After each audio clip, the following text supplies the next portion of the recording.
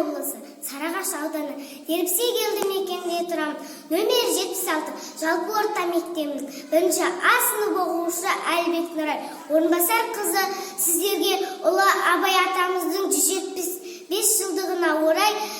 ұлы ақын Абай атамыздың ғылым таппай мақтанба деген өлеңді мәнелеп айтып беріп. Ғылым таппай мақтанба, орын таппай баптанба, құмарланып шаттанба,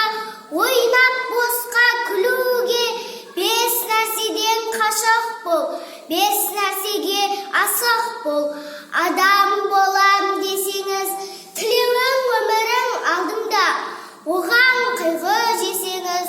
өсек өтіріп, мақтаншақ еріншек бекер мал шашпақ, 5 дұшпанын білсеңіз, талап еңбек терең ой, қанағат рахым ойлап қой, 5 асыл іс көрсеңіз, жамандық көрсең нәфрәтілі, суытып көңіл тыйсаңыз, жақсылық көрсең ғибрәтілі,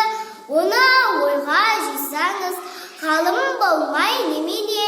балалықты қисаңыз, болмасаң да ұқсатпақ бір ғалымды көрсеңіз, ондай болмақ қайда деп айтпа ғылым сүйсеңіз, сізге ғылым кім берер, жанбай жатып сөнсеңіз, дүниеде өзі, малда өзі, ғылымға көңіл бөлсеңіз, білгендердің сөзіне махаббатпен десеңіз.